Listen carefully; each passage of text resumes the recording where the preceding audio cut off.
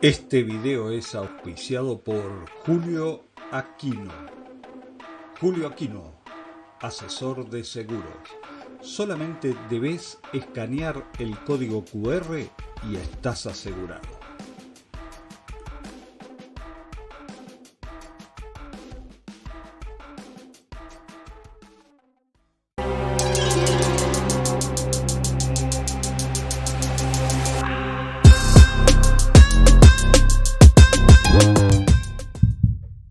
Bienvenidos a Periodismo Patriótico, un nuevo video aquí en este canal donde trabajamos para nacionalizar las neuronas argentinas y argentinizar nuestra Argentina.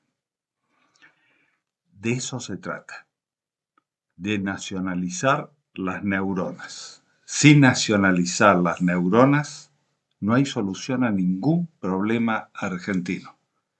Porque si las neuronas están extranjerizadas, piensan como extranjeros o a favor de los intereses extranjeros que quieren quedarse con la riqueza de nuestra patria. Soy Alejandro Krevisky, desde la provincia de Formosa, y hago esto, periodismo patriótico, para defender los intereses de nuestra patria.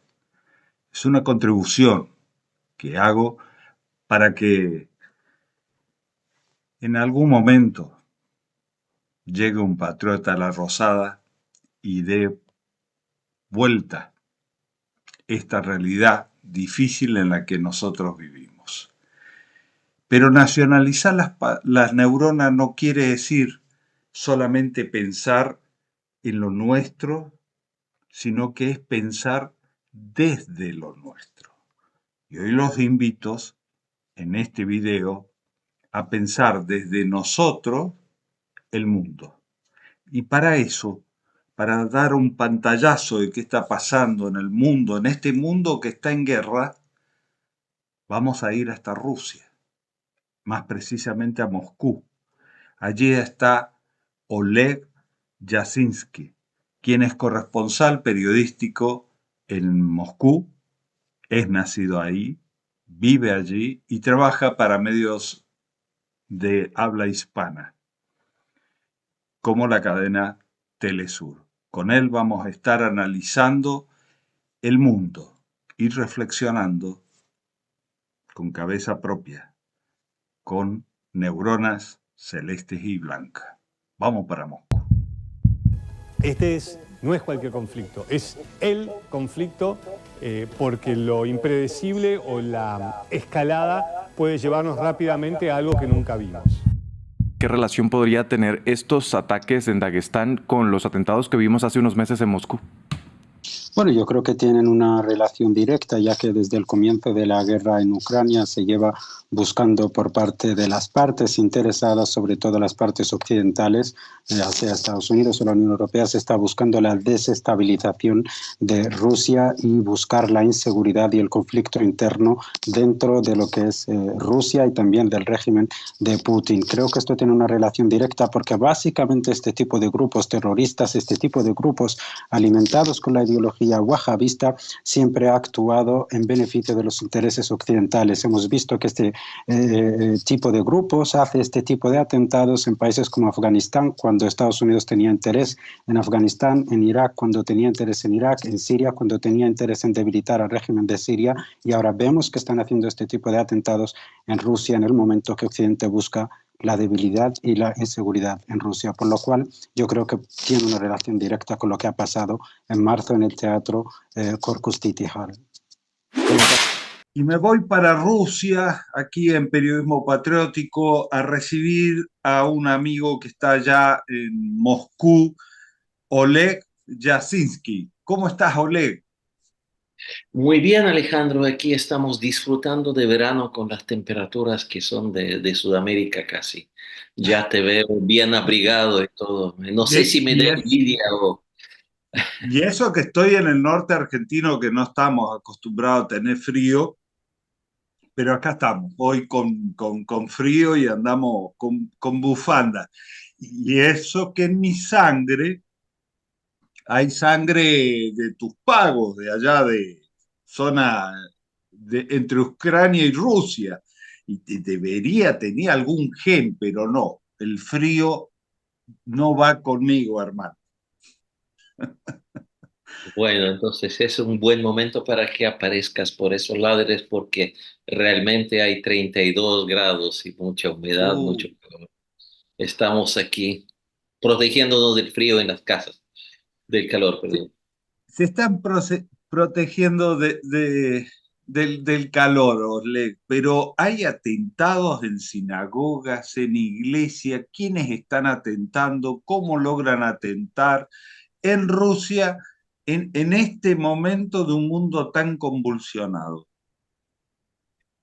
Alejandro, es un tema bastante complejo porque es muy fácil dar respuestas fáciles. O sea, podemos, obviamente, cuando recién empieza el atentado o antes del atentado, decir a quién le conviene. Eso es Ujú. bastante obvio. Pero más allá de esto, no tenemos muchos detalles todavía porque yo creo que tenemos que ser extremadamente rigurosos y serios en estas cosas para no hacer un trabajo panfletario de así llamada prensa alternativa que ve un mundo con bastante simplismo. Yo creo que es uno de los problemas, ¿no?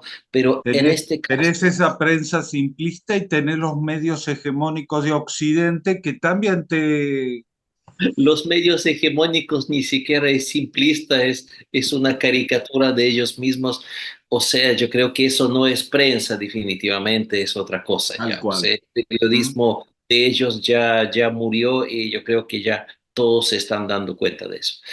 En el caso de los atentados en el Cáucaso, en Dagestán, es un tema muy doloroso porque Dagestán es como un símbolo de la amistad entre diferentes pueblos, entre diferentes confesiones, porque en Dagestán están fuertemente presentes tres religiones, la tradicional, la musulmana de esta parte del Cáucaso, la ortodoxa cristiana por la presencia rusa desde hace muchos siglos y también hay muchas sinagogas, hay bastante judaísmo, hay muchos judíos que viven allá también desde hace siglos.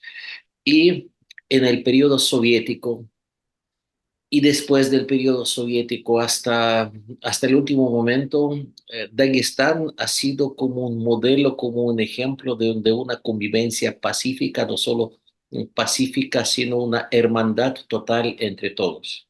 Ujú. Era una práctica real de la diversidad humana nuestra, de nuestras creencias, de idiomas también. Dagestán es un territorio donde hay más diferentes idiomas concentrados en un pequeño territorio. No tengo estadísticas, parece que son 86 o algo así, no quiero mentir, pero ahí prácticamente en cada cerro, porque es una zona montañosa, vive un pueblo que habla su idioma. Y Ay, obviamente el idioma de la comunicación entre todos es ruso. Así que los atentados que se producen contra las iglesias ortodoxas, cristianos, contra las sinagogas, y la mayoría de los que mueren son los musulmanes porque los guardias de la sinagoga y guardias de la iglesia ortodoxa eran musulmanes, que es la mayoría religiosa de esta zona. Así que podemos decir que es un atentado contra todas las fe, todos los credos juntos. Y, y detrás de esto hay muchas fuerzas que buscan desestabilizar esta parte del Cáucaso, recordando las guerras en Chechenia, porque es una zona montañosa de difícil acceso, de mentalidad muy diferente del resto de Rusia. Y es un polvorín realmente que habría que tener controlado y es el trabajo de las autoridades locales que entienden bien su realidad, su gente y su territorio, obviamente, porque yo siempre pensé que en Dagestán, en Rusia, en Latinoamérica, las soluciones deben darse desde el territorio siempre, porque la gente local siempre sabe cómo se resuelven los problemas. en Lo que Medio Oriente tuve un amigo que justamente venía de ese lugar, de ese país, decía él lo hablaba como un país, y era de religión judía y me contaba cómo era la vida que llevaban allí.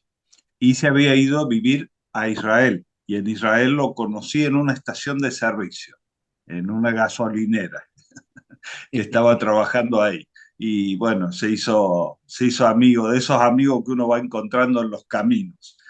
Y, y me queda la sensación, por lo que leo desde acá, y lo que leo sé que leo mal, porque leo los medios que llegan acá. Por eso digo que mi lectura puede estar errada, pero suena a Lisis. Y cuando suena a Lisis, me suena a Occidente, disfrazado de otra cosa. ¿Puede ser? Puede ser porque si retrocedemos un poquito en esta historia, una fea historia sin duda, en octubre del año pasado, cuando Israel recién empezó a destruir Gaza y el mundo estaba consternado, todos sin excepción, aquí en Rusia, todos. Habían vuelos de Israel, como ahora el cielo de Ucrania está cerrado, los aviones que van desde Israel a Rusia no tienen ruta directa como antes a Moscú, que antes eran 3 horas de vuelo, tienen que dar una vuelta o por toda Europa, Turkish, o las otras compañías tienen que volar a través del Cáucaso. Así que en la capital, en Makhachkala, en capital de Dagestán, había un lugar de una escala técnica de los aviones que iban desde Israel. Y en esos días aparecieron las turbas enardecidas que querían cazar a los judíos que viajaban en estos aviones para vengar Palestina y todo, una cosa absolutamente loca, absolutamente absurda, porque, bueno, nosotros diferenciamos en Rusia por lo menos entre el pueblo judío y Estado de Israel es una cosa. Otra cosa, en este avión iban civiles y iban amigos familiares, los que por una u otra razón viajaron a Israel. O sea, era una cosa absolutamente loca, absurda y peligrosa. Así que esta turba trató de atacar un avión o dos aviones que aterrizaron en Makhachkala de noche. El Estado, con mucha dificultad, sin derramamiento de sangre, puso poner orden ahí y todos esperábamos una respuesta dura de las autoridades locales para ubicar a los responsables, para investigar, pero este tema fue olvidado en un par de semanas, aquí no pasó nada ni nada. O sea, yo pienso y muchos de los amigos analizamos aquí que es la consecuencia de esta liviandad o la complicidad de muchas autoridades locales con estas fuerzas que trabajan para el enemigo, porque el enemigo tiene muchos recursos materiales y obviamente crear un punto, un lugar de una desestabilización interna o abrir otro frente interno en Rusia, en Cáucaso, como antes pasaba en Chechenia. Parece un escenario bastante probable para el enemigo que busca desestabilizar Rusia. Claro que miran al Cáucaso, porque ahí el factor religioso es muy importante, así que se hace un gran esfuerzo para eso. Dos de los terroristas atacantes eran hijos de un dirigente local bastante importante relacionado con el poder, así que no eran marginales, no era la gente pobre que no tenía que comer y por eso los reclutaron, ¿no? Casi todos eran de las familias respetables porque la religión, no religión, la locura fundamentalista está penetrando ahí, porque tú hablaste de ISIS, hablaste de todo eso, sabemos quién organizó todos estos movimientos entre los estados y el gobierno de Israel, son grandes expertos en jugar con eso. Así que toda la lógica nos indica que estas fuerzas están detrás de los trágicos sucesos. En el Cáucaso, en Rusia, la gente está bastante consciente de eso y te diría que a pesar de todo, aquí existe una muy buena relación, se conserva una muy buena relación entre los cristianos, musulmanes, judíos. No hay ningún roce religioso serio, por suerte.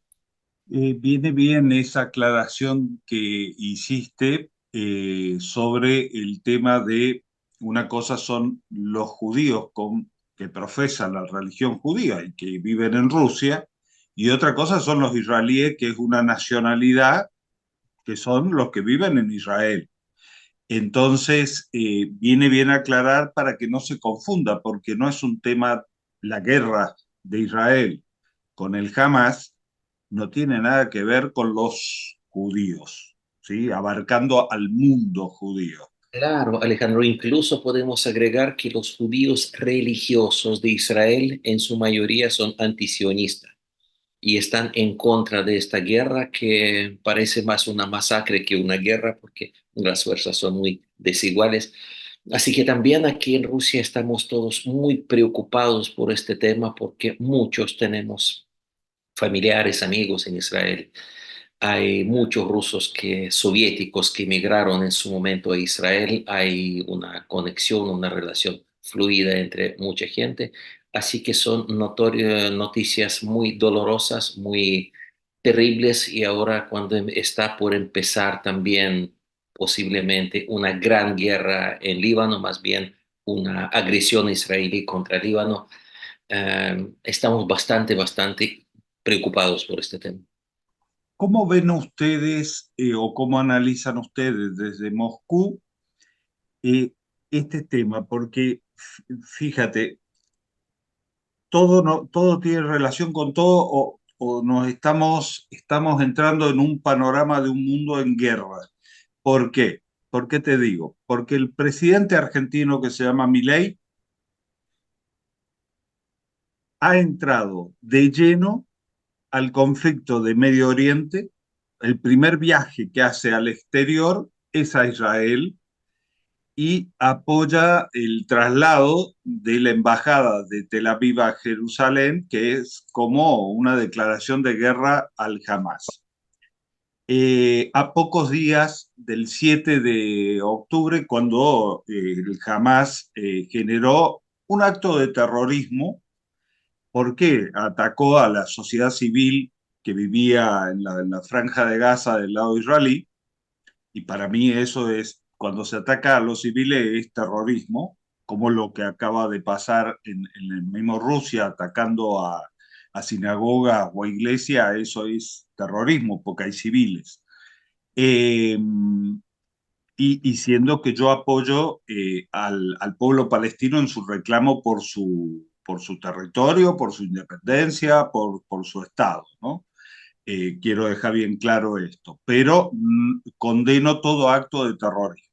Ahora, el mismo Milei, presidente de la Argentina, acaba también de incorporarse de lleno a la guerra o al conflicto con Ucrania y hasta ha prometido apoyo militar y humanitario para dicho país, enrolándonos en un conflicto que a los argentinos no nos corresponde ninguno de esos dos conflictos, porque no tenemos nada que ver con esos conflictos, y a su vez apoyando a quien sí es nuestro enemigo, que es el que ocupa el territorio soberano de Malvinas, que es nuestro territorio, que es la OTAN. O sea, la OTAN tiene una base en Malvinas, que ese es territorio ocupado argentino.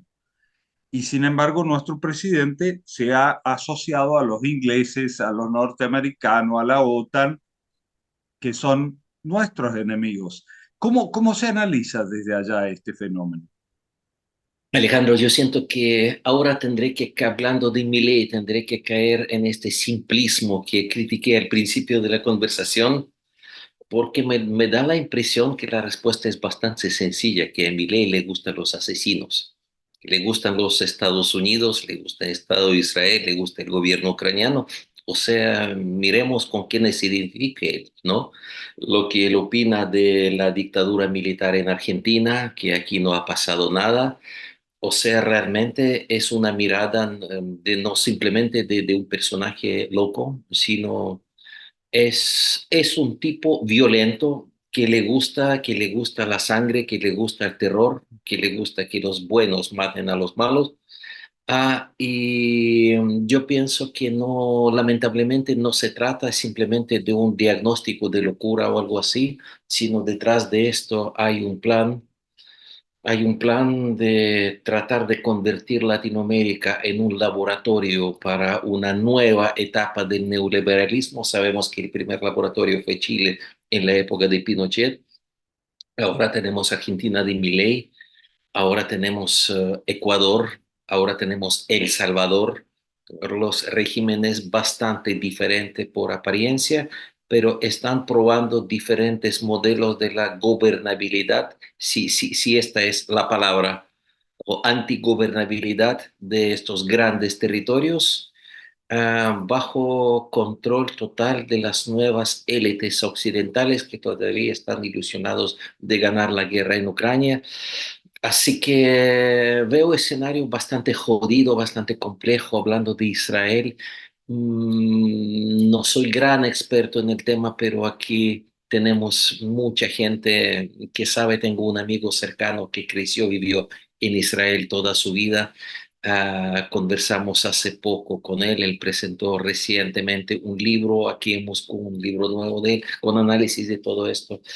Y piensa que tal vez llega el momento cuando Israel ya deja de ser una pieza tan necesaria para los Estados Unidos y los Estados Unidos podrían sacrificar a Israel para ganar otras ventajas, para como rearmar, reacomodar sus fuerzas en la región. Hablando también de cambio de sus prioridades en relación con Arabia Saudí, con muchos cambios que están sucediendo en las regiones. Yo creo que los últimos que se van a enterar de eso serán los israelitas, que siguen siendo carne de cañón, igual que muchos otros pueblos que son utilizados porque el sistema lamentablemente maneja muy bien los medios de comunicación. Y yo estuve en Israel, vi cómo la gente mira el mundo, cómo opina. Es muy difícil discrepar, discutir, ahí es imposible. Hay una psicosis colectiva, lamentablemente, porque la principal víctima será el pueblo judío en Israel, sin hablar de los palestinos, sin hablar de los otros pueblos, que no sé, además, este discurso ridículo de antisemitismo, aunque todos son semitas ahí, ¿no?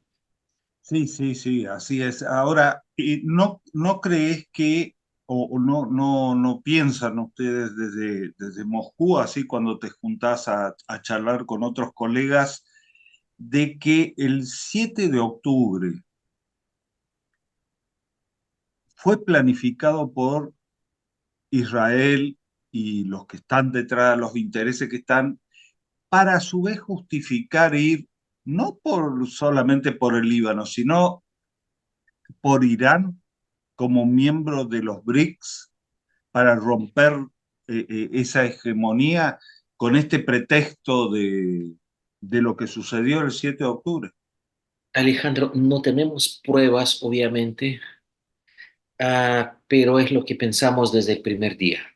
Ajá. Y ni Porque siquiera vos tuviste no hace mucho tiempo en Israel, ¿no es cierto? estuve en Israel antes de eso. Estuve la última vez en mayo del año pasado. ¿Lograste Ah, entrar hasta el sur de la Franja de Gaza? Estuve ahí, estuve cerca del muro, estuve ahí por razones familiares, más que Bien, nada, pero tratando de comunicarme con algunos familiares míos lejanos, sí, o con sí. las personas que conocí y todo esto, me di cuenta que dialogar seriamente se puede con muy pocas personas ahí. Sí, sí, sí, sí. Es Eso es difícil. cierto, eso es cierto. Pero Y eh, este otro, ujú. Sí, sí. tú sabes que yo viví en el extremo sur de esa franja de Gaza, en la triple frontera de Egipto, Gaza e Israel, en Kerem Shalom, que es por Ujú. donde ingresó el Hamas. Y es literalmente imposible que el Hamas haya podido ingresar, romper el muro con una topadora, entrar con motos. Eh, es más, la construcción de los túneles con el Shin Bet allá y con la tecnología que tiene Israel es imposible que la inteligencia israelí no haya estado alertada de eso. Mira, Alejandro, yo pienso que como en el caso de 11 de septiembre, no es que Claro, no es que la inteligencia norteamericana o israelí tenía que organizar todo esto. Siempre hay mucha gente loca que está odiando por razones obvias, está odiando el occidente y todo esto, pero como gente loca y todo esto, lo odian todo, están dispuestos a matar a los civiles. Hay mucha gente así. Y los servicios de inteligencia que ahora tecnológicamente pueden controlar prácticamente todo, simplemente les dejan actuar porque les conviene. O sea, algunos Correcto. actos terroristas se Ujú. provienen, a otros se les deja actuar para acusarle de que yo creo que más bien alguna modalidad así, porque también lo que pasó en Ecuador muchos meses después, esta arremetida, esta guerra del terrorismo, de crimen organizado y todo esto, me acordó muchísimo lo que pasó en Israel para Tal tener el cual. pueblo amedrentado. ¿Para qué? Para desarticular, destruir el movimiento social ecuatoriano, el movimiento indígena y todo esto, porque mientras un ciudadano común por el miedo pierde la capacidad de analizar críticamente lo que está viendo, en el país se puede hacer cualquier cosa. Así que nosotros vemos el mismo experimento en varias latitudes para probar cómo reaccionan diferentes grupos de la población frente a unos u otros estímulos. Bien. Es interesante. Nosotros tenemos detrás de Milei a la tercer potencia mundial, diríamos, que no es un país, viene Estados Unidos, China y BlackRock, el grupo financiero, los piratas financieros. Y BlackRock se está quedando con Ucrania y BlackRock se está quedando con Argentina o viene por Argentina. Y Argentina y Ucrania competían en los mismos mercados en cuestión de alimentos, de grano. Ucrania era un poco la granja de Europa, ¿no? Y uno dice, son los mismos intereses económicos y financieros los que están detrás en un lado y en el otro. ¿Lo ven así ustedes también? Yo lo veo así, claro, porque aquí en Rusia tampoco existe una mirada homogénea. Obviamente hay miles de opiniones, hay mucha discusión ahora, sobre todo, todo se pone en duda. Es un momento muy interesante desde este punto de vista, porque la sociedad rusa socialmente, políticamente, hace unos 10, 15 años estaba bastante pasiva. La gente no se interesaba por política. Y ahora hay Ahora hay discusión. mucha discusión en todos los niveles, sobre todo en las redes de Telegram, que te dan bastante libertad y ahí prácticamente no hay censura, pero lamentablemente la caída de nivel de la educación después de la caída de la Unión Soviética a veces baja bastante el nivel de esta educación porque aquí ya crecieron las generaciones Claro. formateadas por el capitalismo y falta conocimiento básico de las cosas básicas, pensamiento racional. Esto obviamente se ha hecho de menos, pero yo siento que también es un problema mundial con la destrucción de la salud pública en todo el mundo, la educación pública de todo el mundo, con la destrucción del Estado, lo estamos viendo por todos lados. Es justamente Lo para estamos sufriendo nosotros en 4 meses nomás con mi ley. Ahora, ¿se discute a Putin? Sí, sí, sí, si discute a Putin, yo te diría la sensación general que el pueblo apoya a Putin, pueblo está con Putin. O sea, el resultado de la elección que vimos es un resultado bastante real, puede ser no un 100% real, pero bastante aproximado a la realidad. Pero hay muchos que están apoyando al gobierno, pero es un apoyo crítico porque pueden estar de acuerdo o no de acuerdo con una con otra cosa. Pero realmente ven que la única alternativa de defender el país, de salvarnos todos, ahora está puesta en el gobierno, en el actual gobierno, más allá de Putin, en las actuales fuerzas políticas que están en el poder, que no son ideales, que no son de izquierda, que Putin no es un Fidel Castro, son cosas Sí, demasiado sí. obvias, no vale la pena repetir esto. Eso se lo Pero, dejemos a Milei, claro, que claro, para no. él es todo, vamos a todos son estresar, comunistas. estresarlo, no vamos a pronunciar estos nombres porque le da infarto cuando nos escuche. Pero más allá de eso, la única alternativa de independencia nacional ahora en Rusia es representada por el gobierno de Putin, así que un apoyo absoluto o crítico de la mayoría de la población Putin tiene porque toda la oposición política visible a Putin son personajes pro-occidentales que son muy ruidosos, que tienen muy fuerte presencia mediática en Occidente, pero aquí dentro de Rusia tienen un apoyo absolutamente mínimo. Bien. O sea que ser un ruso patriota hoy en Rusia es apoyar al presidente Vladimir Putin.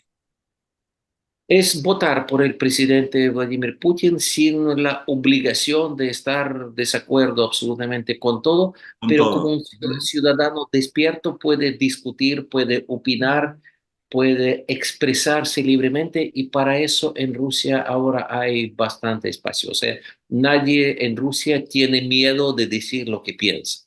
Es Bien. otra mentira occidental. Sí, sí, sí, sí. ¿Crees que vamos a una tercera guerra mundial? Yo creo que sí, yo creo que sí. A ver, vamos a la cuarta guerra, no, a la A la quinta guerra cuarta, mundial. quinta. Porque la tercera guerra mundial fue la Guerra Fría, que fue fría solamente para las grandes potencias. Era en así llamado tercer mundo, era bastante caliente esta guerra. Sí, Después tuvimos la cuarta guerra mundial, que fue la repartija de los pedazos de la Unión Soviética y todo después de la caída del socialismo real. Y ahora estamos todavía en la cuarta mundial por entrar a la definitiva, a la quinta guerra mundial. Realmente las noticias son muy alarmantes, muy malas. Todo va para allá. El Occidente no deja de provocar a Rusia. Te puede gustar o no a Putin, pero si estás observando los hechos políticos de los últimos 10 años, Rusia hizo y deshizo todo para tratar de llegar a algún acuerdo con Occidente. ¿cómo De te hecho, imaginas, cómo te imaginas esta quinta guerra mundial? prefiero no imaginarla, sería una guerra nuclear. Sería una guerra nuclear. Yo no creo en armas nucleares tácticas, estratégicas, la diferencia en todo esto. Yo creo que el uso de las armas nucleares sería inevitable si esto empieza. Yo veo que, bueno, de hecho, las críticas principales de Putin desde dentro de Rusia y del gobierno, que este gobierno ha sido demasiado suave, que no está reaccionando con dureza.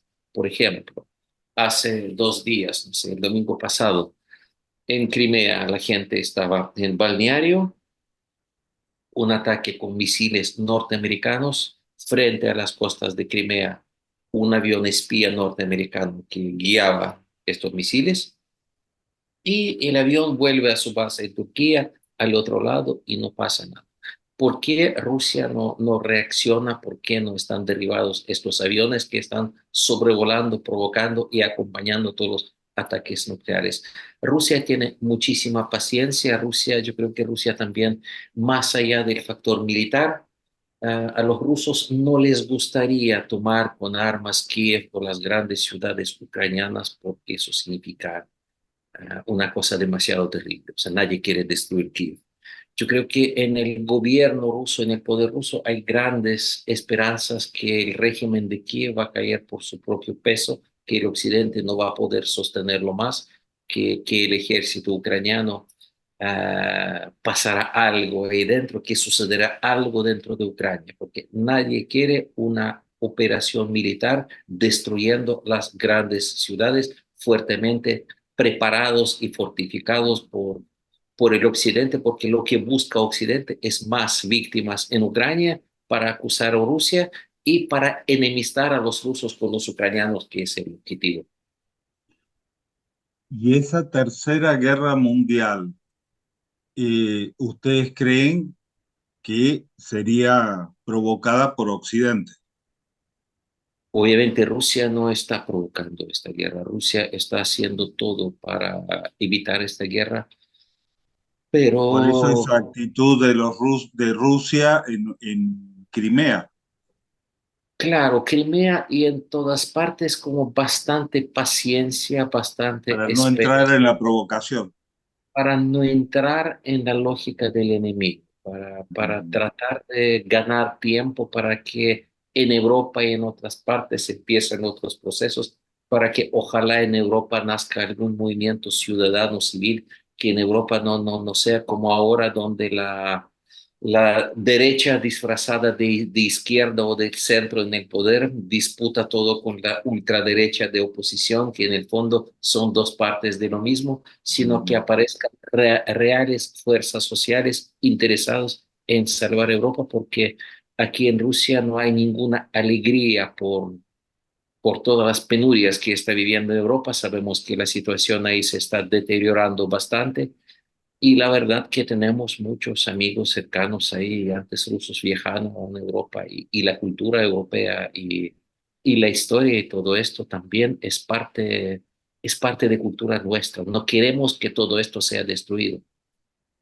Sí, yo desde aquí veo a una Europa totalmente decadente, incluso en el pensar de sus dirigentes, o sea, con una precariedad eh, lamentable, ¿no? O sea, están siendo utilizados como carne de cañón en todo esto, ¿no? Desde la voladura del gasoducto que iba de Rusia, de ahí en más, es como que Europa perdió el rumbo.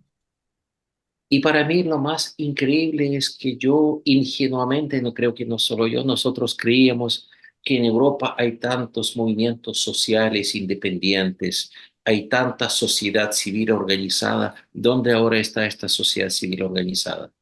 Y Creo todos que los caímos verdes, mucho en el eurocentrismo, ¿no? sí, y más allá de eso, yo creo que es el mismo proceso de lumpinización que estamos viviendo en post-Unión Soviética, en Latinoamérica, con la destrucción de la educación, han crecido las generaciones que no tienen idea de nada y que tienen otro Tal cual, sistema de valores. Así tal que es cual. muy fácil manipular. Y en esa situación es muy fácil que los Milei lleguen incluso en esos países, ¿no? Y que pueda hacer pie en Europa. Absolutamente, o como en el caso de El Salvador, por ejemplo, que Bukele, ¿por qué gana la elección Bukele y por qué es tan popular? Porque hubo una guerra civil, la más cruenta de todo Centroamérica, con más muertes, con, no sé, la más terrible y muy larga, una guerra civil con un gobierno criminal salvadoreño apoyado por los Estados Unidos. Después, un gran éxodo de salvadoreños y durante la guerra también a Estados Unidos, que eran ciudadanos de segunda categoría. Sus hijos crecieron en las calles, aprendieron lo mejor de la sociedad norteamericana, ni siquiera aprendieron inglés, olvidaron español, pero se convirtieron en maras que en masa después fueron expulsados de Estados Unidos, volvieron a El Salvador, hicieron la vida imposible para todo el mundo y la gente desesperada ahora apoya a este gobierno fascista de Bukele, Bukele. que puso orden porque ahora se puede caminar tranquilo por las calles salvadoreñas. Psicológicamente, humanamente, yo lo entiendo también porque no me gustaría estar en el pellejo de un ciudadano como un salvadoreño, pero estamos viendo un experimento bestial de la deshumanización para hacer con nuestros pueblos lo que les da la gana. Y yo creo que el caso salvadoreño es como más evidente, pero en la misma receta que están preparando también para todo el mundo. Ay, Oslek. Qué sensación fea, ¿no? Porque yo, cuando apareció la pandemia, yo dije, bueno, esto sacará lo mejor del ser humano, la pandemia. Y me equivoqué tan feo. Yo pensé que iba a renacer, no sé, un sentido solidario, de No, y la hermandad entre naturaleza los... se iba a renovar y los cóndores volvían a Santiago y claro, y Exacto. teníamos momentos para mirarnos hacia adentro, reflexionar más y todo para renacer. Me quedé en Era, el romanticismo. Sí, sí, sí, no, y yo siento que ahora, bueno, yo peleaba con las personas que desde Rusia, en Rusia habían muchos escépticos de esta cosa Sí, y sí, dijeron que esto es una gran mentira todo esto. sí, Y de hecho los rusos nunca usaron mascarillas, desafiaron absolutamente todos los llamados del gobierno porque Putin regalaba medio kilo del helado más sabroso al ruso que se vacunara. Los centros médicos llamaban a todos los ciudadanos mayores de 50 años pidiendo que se vacunen. Había sorteos de los mejores autos en los puntos de vacunación. La mayoría de los rusos, así no, que están jodiendo que se metan a mi vida, yo no me voy a vacunar. Porque hay muchos médicos en Rusia y también en Latinoamérica, por sí, calladito nos comentaban que esta cosa es muy sospechosa. sí, Ahora ni siquiera podemos opinar mucho de eso para que no te sacan de YouTube y todo eso de las redes, mejor ni decir la palabra pandemia. Y así pandemia es. es una metáfora de todo lo que están haciendo con el mundo. De hecho, Tal tuvimos cual. otra noticia ahora de Assange, de la libertad de Assange. Yo me Sí, alegro muchísimo al hecho de su liberación, pero no puedo dejar de pensar qué otro interés está detrás de esto. O sea, qué más sucederá con él, con el poder, porque no, porque ya no tengo esta mirada de elefantitos rosados, como dicen aquí, o ponis rosados, no sé, del mundo. Orle, es pasiva. Muchísimas gracias por este contacto. Quería saber cómo se veía lo nuestro y el mundo en contexto desde Moscú y en esta entrevista me quedó bastante claro. Muchas gracias a ti, Alejandro, y cuando quieras, todos sigamos conversando. Aquí siempre tendremos muchos temas, yo creo que son para mucho más que eso. Hay muchísimos para profundizar. Otra vez, es pasiva, muchas gracias y bueno, será hasta un próximo Bueno, encuentro. y saludos al norte argentino, que siempre lo extrañaré mucho. Muchas gracias. Hasta la vista. Chao. Y así con Orle analizamos este mundo conflictivo en el cual nos toca vivir y en el cual la Argentina está inmersa en uno de los bloques que se enfrentan en este mundo. Desde mi punto de vista y como nacional, estamos inmersos en el bloque equivocado y nos estamos perdiendo la oportunidad histórica de poder industrializarnos, de poder crecer como país independiente junto a las naciones que están en el bloque de los BRICS. Allí deberíamos estar. Pero cuando tenés un presidente que no defiende los intereses de su gente que quiere decir de su tierra, cuando no se siente argentino, y bueno, hace lo que sus patrones anglosajones sionistas le dicen. Y ahí estamos, metidos en conflictos que no nos aportan nada, porque, qué sé yo, si vos me decís, meterte en el conflicto de Ucrania y Rusia te trae que te condonen la deuda externa y nos libere a los argentinos de pagarla con el hambre y la miseria, podría ser un negocio, ¿no? Si meterte en el conflicto de Medio Oriente hace de que por lo menos la mitad de la deuda externa se condone y la otra se prorrogue para desarrollar en ese tiempo la Argentina y también podríamos pensarnos. De todas maneras, nosotros somos un país de paz, no somos de intervenir en conflictos que son ajenos. El único que nosotros tenemos es con la OTAN, con Inglaterra, con los Estados Unidos por la ocupación de nuestro territorio patrio de Malvinas. que no hay un problema de soberanía, porque la soberanía es argentina. El problema es la ocupación de nuestro territorio, la usurpación. Pero bueno, dimos una vuelta por el mundo en un pantallazo, lo vimos como lo ven desde Rusia y ahora analicémonos nosotros como desde aquí, con cabeza nacional. Por eso nacionalizamos las neuronas para pensarnos y pensar el mundo desde nosotros. Espero que haya servido este video, que Dios ilumine a nuestro pueblo y será hasta el próximo encuentro. ¡Viva la patria!